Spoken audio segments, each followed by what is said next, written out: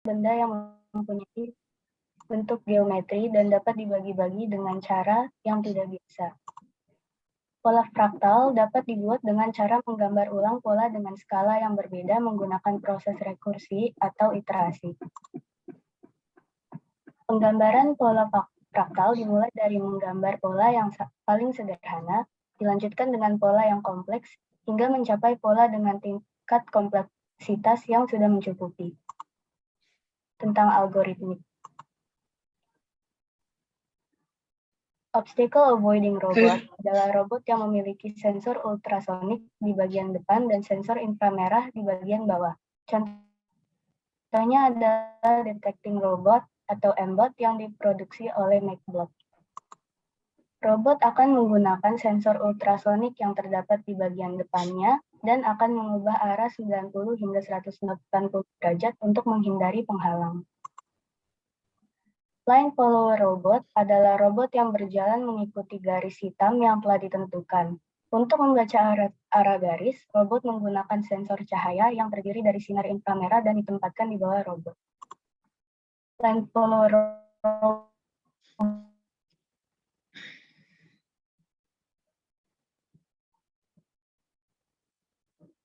robot akan melakukan kondisi dan respons secara berulang hitam yang harus dilewati.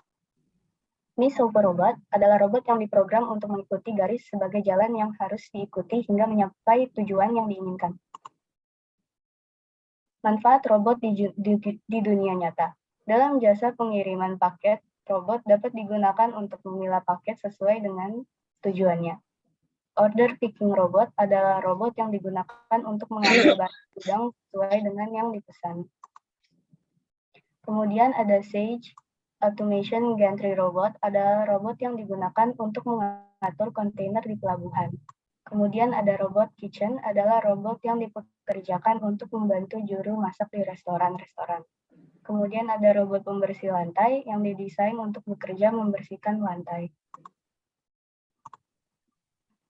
Kemudian untuk praktik lintas bidang. Menghitung berat badan yang ideal. Body Mass Index dan rumus Broska adalah metode menghitung berat badan ideal yang digunakan secara umum. Metode Broska memiliki cara perhitungan yang berdasarkan jenis kelamin, sedangkan metode yang lainnya tidak. Broska pria rumusnya adalah tinggi badan dalam sentimeter dikurangi 100, dikurang 10% dikali tinggi badan. Untuk rumus Broska wanita adalah tinggi badan dalam sentimeter dikurangi 100, dikali 15% dikurang 15% dikali tinggi badan. Untuk BMI, rumusnya berat badan dalam kilogram dibagi tinggi badan dalam meter dikali tinggi badan dalam meter. Dan ini merupakan sumber gambar dari saya yang saya dapatkan.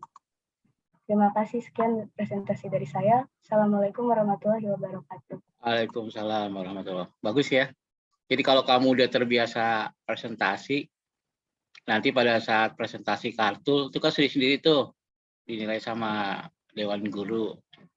Itu kalau kamu bagus bisa ikut lab school bicara ya, labs bicara. Nah, itu keren. Berarti kamu nilainya bagus. Berikutnya Kaisa.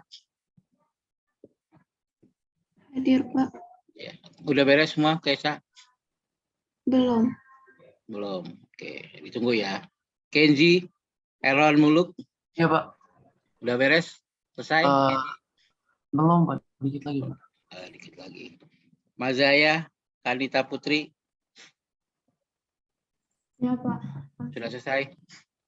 Yang presentasi belum, Pak? Belum. Muhammad Fahri. Pak. Ya, sudah selesai semua? Yang PPT sebenarnya saya sudah, Pak, tapi saya mau benerin PPT-nya dulu, Pak. Oh, mau dibenerin dulu, oke. Muhammad Fatur Akbar. Hadir, Pak. Ya, gimana, Bar? Udah selesai? Belum, Pak. Oh, belum. Muhammad Fatur Akbar udah. M. Hasan Fatin, Tiano Jati. Gimana, Hasan? Ada Muhammad Hasan Fatin? Nggak ada. Oke. Muhammad Rizky Naufal. Rizky Naufal. Adakah Muhammad Rizky Naufal? Oh, nggak ada. Mutia Zaira Amanda. Baru blogernya doang, Pak. Baru blogernya. Coba ditampilkan blogernya.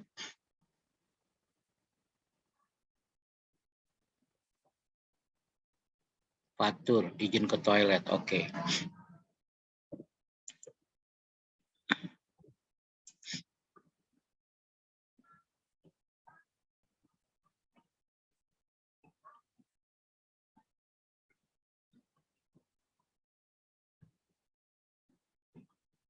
Ya, akan dibaca. Halo semua, kenalin nama aku Mutia Zahira Amanda dari kelas 8A. Hari ini aku mau cerita tentang pengalaman aku mengikuti PTM di semester 2 ini di SMP Lab School Jakarta. Menurut pengalaman aku mengikuti PTM ini, harus beradaptasi lagi karena pastinya kita harus bangun lebih pagi supaya bisa sampai ke sekolah tepat waktu, bawa buku berat, dan lain-lain. Tapi aku lebih memilih PTM daripada PJJ karena lebih fokus saat belajar, bisa bertemu dengan teman-teman secara langsung, pokoknya seru, bisa beraktivitas normal lagi seperti sebelum pandemi. Dan pastinya kita harus tetap menjaga protokol kesehatan ya. Dari rumah aku berangkat tepat jam 6 pagi lalu sampai di sekolah jam 6.25 karena rumahku lumayan dekat dari SMP Lab School Jakarta. Tapi jalanan sekarang sudah lebih ramai dari biasanya karena siswa-siswa di sekolah lain sudah mulai pertemuan tatap muka 100% juga. Sesampainya di sekolah baru ada 3 teman kelasku yang datang. Kepagian sih, tapi nggak apa-apa daripada terlambat kan. Sampai menunggu aku chattingan dengan teman, semakin siang semakin ramai yang datang.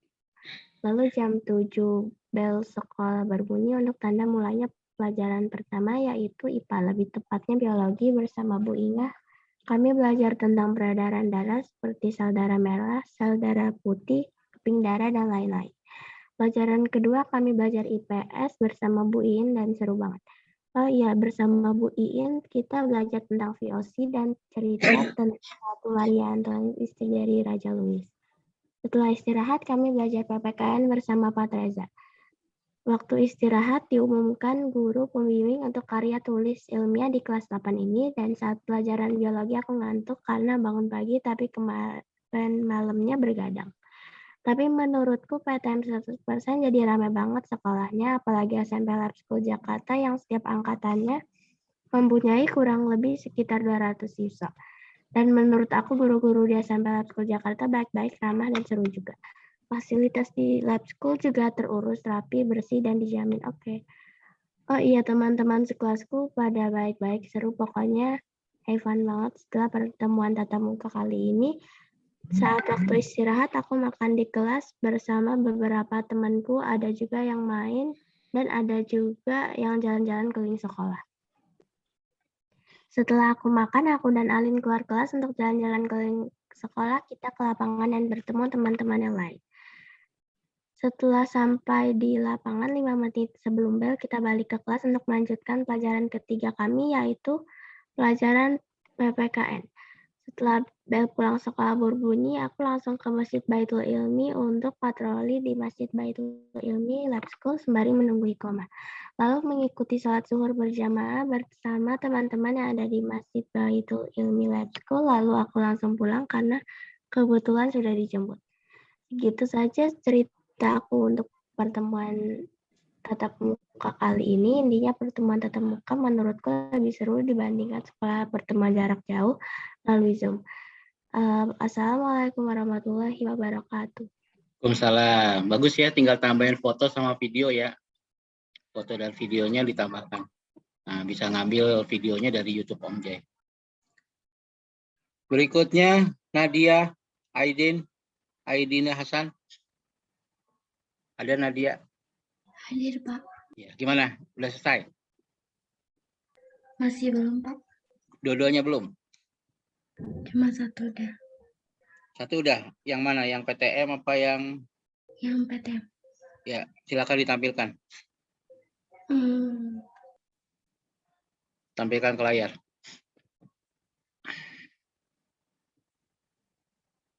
Jadi tugas kita hanya 2 ya. PTM pengalaman PTM. Oh, suara saya lagi serak. Nadia, ditampilkan aja nanti yang ngomong saya.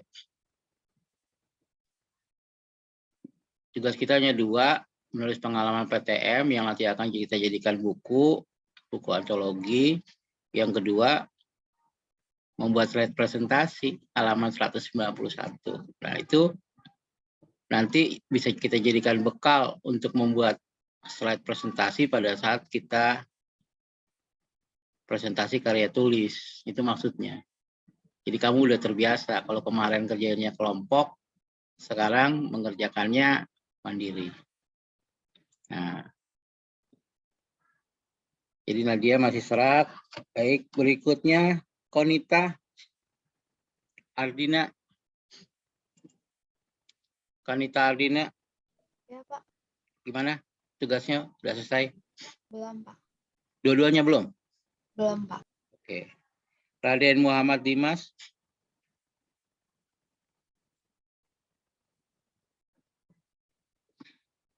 Raden Muhammad Dimas. Nggak masuk. Rafa. Iya, Pak. Ya, Saya belum selesai, Pak. belum selesai. Ibrahim, kenapa nih Ibrahim? Pak, akun Google saya nggak bisa digunakan untuk blogger.com yang pribadi sama yang lab school. Saya boleh kasih file Word aja, Pak? Nggak bisa. Kamu bikin email baru aja di Gmail. Ya, karena tugas itu harus disimpannya di blog. Sama kayak di Google Classroom. Bedanya, kalau di Google Classroom itu, tugas hanya bisa dibaca oleh guru dan murid. Tapi kalau di blog bisa dibaca oleh orang lain. Seluruh dunia dari mana aja bisa mengakses. Asalkan tahu alamat blognya. Itu bedanya. Sehingga nanti kalau tulisan kamu copy paste, bukan tulisan sendiri, itu ketahuan. Nah, itu kita melatih kejujuran. Supaya kita tidak melakukan plagiasi. Itu ya maksudnya ya. Jadi kok postingnya di blog sih nggak di Word aja langsung kirim ke email. Enggak begitu. Ya, karena kita melatih anak-anak untuk melakukan etika digital, ya, terus kemudian kejujuran, supaya apa? Nanti pada saat kamu membuat kartu dan mempresentasikannya, kamu udah terbiasa dan akhirnya nilai kamu A, bagus gitu, excellent. Nah, kalau kamu nggak dilatih, nggak dibiasakan, nanti pada saat nulis kartu bingung. Waktu bab 1 aja, gimana ya bab 1 pusing, nah gitu ya. Terus tadi udah sampai mana tadi? Konita, Raden Muhammad Dimas, Rafa. Rafa udah? Belum, Pak. Tadi sih udah dipanggil. Udah ya. Rasendria. Tugas keduanya udah, Rasen? Ada Rasendria? Udah, Pak. Belum, Pak. Belum. Revan? Revan? Pak. Gimana tugasnya? Lengkap? Belum, Pak. Belum. Nah, ini Salma Alia lengkap nih, dua-duanya udah ada. Said El Akil.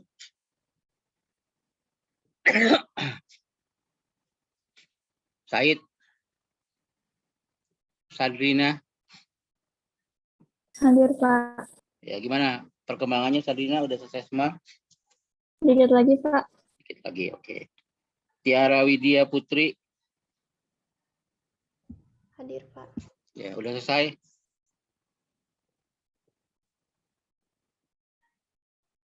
Tiara? Belum, Pak. Belum. Yusuf Bagas? Belum, Pak. Belum. Zeta Amira? Saya tinggal yang PowerPoint ya, Pak. Apa poin yang blognya udah? Waktu itu udah saya tampilin, Pak. Oke, siap. Di sini di saya udah. Oke, tinggal 1. Teman-teman yang sudah lengkap itu baru 3 orang. Aline, terus Kamila, sama Salma ya, 3. Teman-teman yang belum selesai, tolong diselesaikan. Cuman 2 kok, nggak mahal. Nggak mahal, nggak banyak. Karena saya takut kalau tugasnya terlalu banyak, ntar kamu pusing. Belum kartu, belum mata pelajaran lain, ya nggak? Sekaligus minta doa ya. Ya apa? Ada yang mau nanya? Saya blognya kayaknya belum deh, Pak. Oh, blognya belum ya? Iya. Oke, ditunggu ya. Oke. Bisa sekarang, Pak. Oh, boleh sekarang. Presentasinya belum ya? Sudah kelihatan belum, Pak? Udah. Oke. Assalamualaikum. Halo semua, aku adalah salah satu murid kelas 8A di SMP Lab School Jakarta. Namaku Kamila. Di blog kali ini, aku ingin bercerita tentang pengalaman pembelajaran tatap muka di SMP Lab School Jakarta. Setelah selesai ujian akhir semester 1 di kelas 8, aku tentunya merasa sangat senang. Terlebih lagi setelah diberi informasi bahwa tidak akan ada jadwal pelajaran untuk beberapa minggu ke depannya. Sejak duduk di kelas 7 hingga akhir semester 1 di kelas 8, aku belum pernah merasakan yang namanya sekolah tatap muka. Setelah libur yang lumayan panjang, wali kelas kami memberi informasi bahwa SMP Lab School Jakarta akan mengadakan pembelajaran tatap muka. Setelah membaca informasi tersebut, aku lumayan kaget karena aku sendiri belum pernah merasakan sekolah tatap muka sejak tahun 2020. Untuk angkatan 29, yakni kelas 8, pembelajaran tatap muka dimulai pada hari Selasa, tanggal 4 Januari 2022. Di pagi hari pada hari Selasa itu, aku merasa sangat ngantuk karena belum terbiasa untuk bangun pagi. Terlebih lagi karena jarak sekolah dengan rumahku lumayan jauh. Jadi aku harus menempuh perjalanan sekitar 20 menit lebih dengan mobilku untuk dapat sampai ke sekolah. Sesampainya di sekolah, saat itu suasananya masih lumayan sepi. Di PTM pertamaku, aku masih kebingungan dengan letak kelasku hingga aku pun berkali-kali salah memasuki kelas. Namun dengan bantuan arahan dari guru-guru, pada akhirnya aku pun berhasil menemukan kelasku yakni kelas 8A. Aku sempat mengintip berkali-kali melalui jendela kelas untuk memastikan apabila aku menemui kelas yang benar. Aku sangat bersemangat setelah melihat teman-teman kelas yang selama ini kulihat melalui layar laptop. Bahkan aku sempat kebingungan untuk menentukan tempat duduk. Setelah beberapa menit berlalu, akhirnya kami pun dapat bertemu wali kelas kami secara langsung. Aku maupun teman-temanku merasa sangat bahagia karena dapat berbicara langsung dengan sesama. Dan pastinya keadaan kelas menjadi lebih riuh daripada keadaan kelas satu pembelajaran daring. Pelajaran pertama dimulai dengan pelajaran seni, lalu dilanjut dengan pelajaran matematika dan bahasa Inggris. Kami belajar bersama di kelas hingga jam 12 tepat. Aku pribadi menikmati pembelajaran tatap muka di sekolah, baik karena suasana pembelajaran yang baru, cara mengajar guru-guru di sekolahku yang nyaman, dan juga fasilitas-fasilitas di sekolahku yang modern. Aku merasa ada situasi yang lebih baik dilakukan secara daring dan juga ada situasi yang lebih baik dilakukan secara luring. Namun untuk keseluruhan, aku lebih nyaman dengan pembelajaran secara luring, karena dengan begitu aku dapat lebih menguasai pelajaran yang diajarkan guru, dan juga dapat mengenal orang-orang yang baru. Karena itu aku merasa PTM di SMP Lab School Jakarta merupakan pengalaman yang menyenangkan. Sekian dari saya. Assalamualaikum warahmatullahi wabarakatuh. Waalaikumsalam. Ya, bagus ya. Memang bagi saya juga PTM itu lebih menyenangkan. Pertama, ngajarinya lebih enak di lab komputer kan. Waktunya juga lebih panjang. Kalau sekarang 30 menit bingung mau ngajar apa gitu kan. Ya akhirnya kita coba belajar mandiri, tapi saya membuka waktu 24 jam buat teman-teman kalau mau bertanya gitu, kalau kesulitan. Om, saya bingung nih cara ngupload filenya gimana ya ke SlideShare. Oh gampang, kamu buka slideshare.net, kamu daftar dulu registrasi, setelah itu kamu upload. Nah, link SlideShare-nya kamu copy, kamu kopas ke blognya, gitu ya. Jadi yang masih belum paham, japri saya aja. Atau nanti di Google juga banyak sih, tinggal cara upload file ke SlideShare. Itu gampang dapat semua cara-caranya.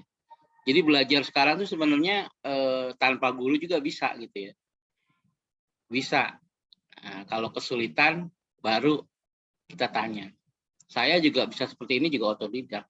Dan mohon doanya ya, hari Jumat saya akan ujian tertutup untuk mempertahankan gelar disertasi saya mendapat gelar doktor pendidikan.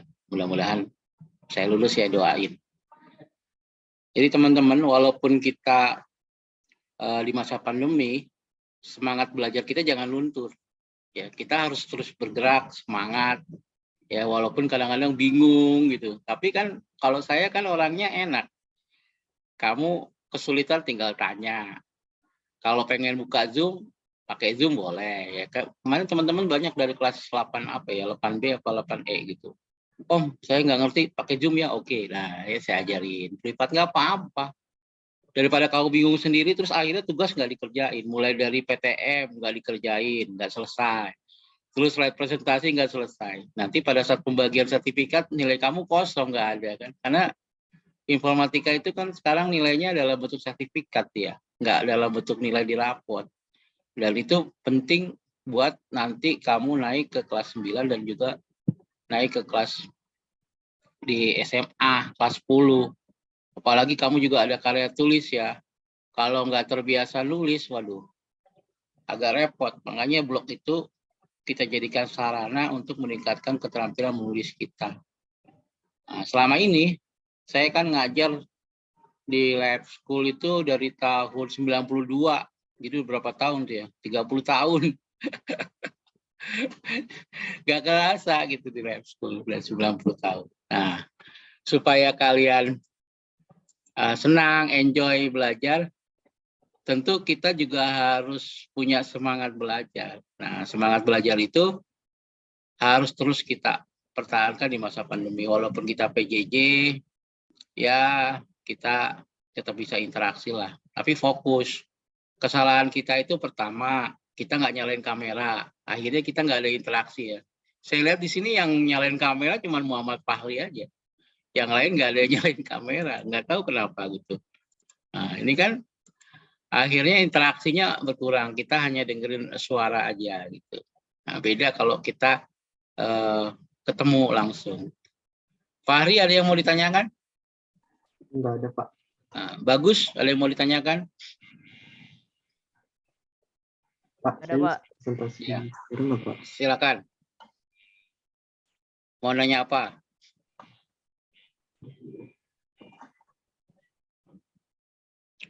Ada yang mau nanya?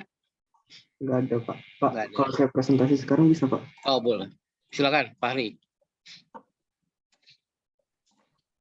Udah kelihatan? Udah.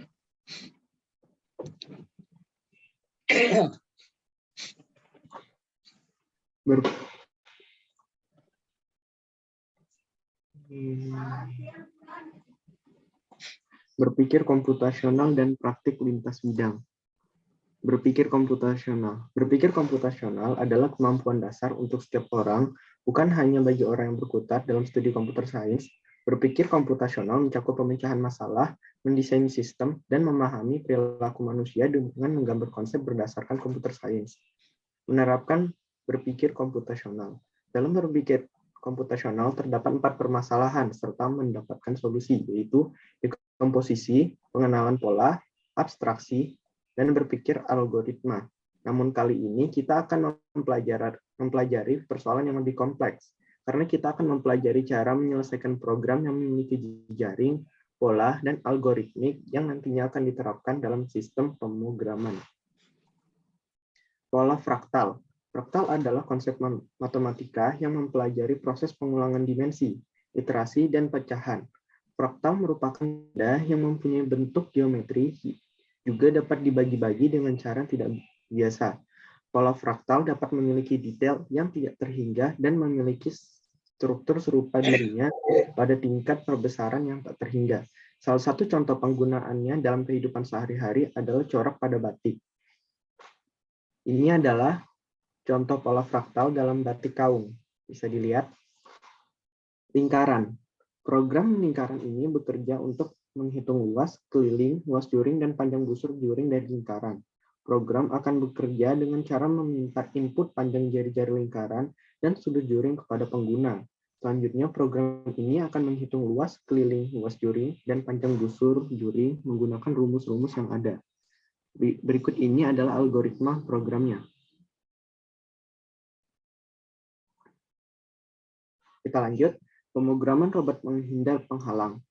Robot menghindari penghalang atau disebut juga obstacle avoiding robot adalah robot yang diprogram untuk dapat berjalan dan mampu menghindari penghalang yang ditemukan di depannya. Pada obstacle avoiding robot yang digunakan pada contoh ini, robot diprogram untuk menghindari penghalang yang ada di depannya. Jika terdapat penghalang di depannya, robot akan berbelok ke kiri. Jika setelah belok kiri tidak terdapat penghalang, robot akan maju. Sebaliknya, jika terdapat penghalang, robot akan berbelok ke kiri 2 kali. Dengan kata lain, memutar balik. Setelah memutar balik, jika robot tidak mendeteksi penghalang, robot akan berjalan ke depan. Dan jika terdapat penghalang, robot akan berputar ke kanan. Pemrograman line follower robot. Line follower robot adalah robot yang mengikuti garis hitam yang telah ditentukan. Untuk membaca garis, robot menggunakan sensor cahaya yang ditempatkan di bawah robot. Sensor tersebut terdiri atas dua sumber cahaya yang memancarkan sinar inframerah, yang kemudian pantulan dari sinar tersebut ditangkap kembali. Pada saat sinar mengenai bidang hitam, sinar tidak akan dipantulkan kembali. Sebaliknya, pada saat mengenai bidang dengan warna putih, sinar akan dipantulkan kembali. Berikut ini adalah algoritma program. Pemrograman Maze Solver Robot. Maze Solver Robot adalah robot yang diperintahkan untuk mengikuti garis yang ada sebagai jalan yang harus diikuti hingga sampai di tujuan yang diharapkan. Berikut ini adalah program dari Maze Follower Robot. Kita lanjut. Kemudian ada praktik lintas bidang. Tidak dapat dipungkiri bahwa perkembangan teknologi informasi dan komunikasi terjadi dengan cepat dan hits di kehidupan manusia. Teknologi tersebut digunakan dalam berbagai bidang secara luas dan menyediakan banyak manfaat bagi pengguna. Namun, teknologi memiliki dampak positif dan negatif pada saat yang sama, tergantung pada penggunanya itu sendiri. Dalam bidang bisnis, teknologi telah menguntungkan organisasi atau bagian yang memanfaatkannya dengan baik, karena e-commerce menawarkan keuntungan bagi para pelakunya bisnis, tetapi pada saat yang sama juga ada memberikan dampak negatif bagi bisnis. Kemudian kita lanjut, ada menghitung berat badan ideal. Ada berbagai metode untuk menghitung berat badan ideal yang digunakan secara umum, termasuk rumus Broska dan BMI. Selain itu, ada juga untuk menghitung berat jenis untuk bayi, anak-anak, dan ibu hamil. Metode Broska menggunakan formula yang berbeda untuk pria dan wanita. Berikut ini adalah rumus Broska dan BMI untuk menghitung berat badan ideal. Broska laki-laki, tinggi, kurangnya 100.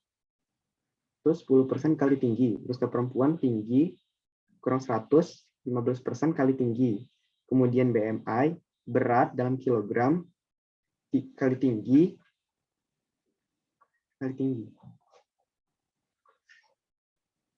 Kita lanjut ke garis singgung lingkaran. Pada program ini, pengguna akan memberikan masukan nilai jari-jari kedua lingkaran dan jarak titik pusat kedua lingkaran tersebut.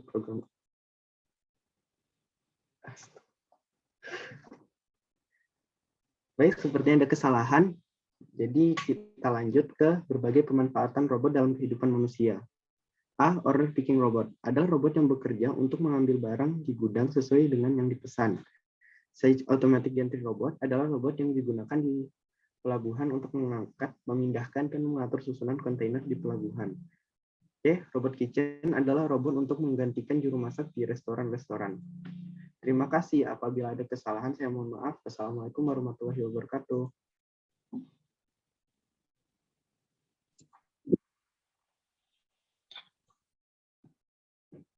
Bagus. Terima kasih ya. Keren presentasinya. Nah, kalau kalian sudah terbiasa presentasi kayak gitu, nanti pada saat presentasi kartu, kalian udah lancar. Udah nggak kaget lagi. Apalagi nanti tanya sama dewan penguji gitu ya. Gitu aja teman-teman, waktu kita sudah habis. Kita sampai 8.45 ya. Sekarang udah 8.49 lewat. Habis ini pelajaran siapa ya? Saya Om Jai hadir. Pak Adi. Siap. Ya, saya pindahin ya. Oke, terima kasih. Ya, pamit Pak Adi. Assalamualaikum warahmatullahi wabarakatuh. Waalaikumsalam.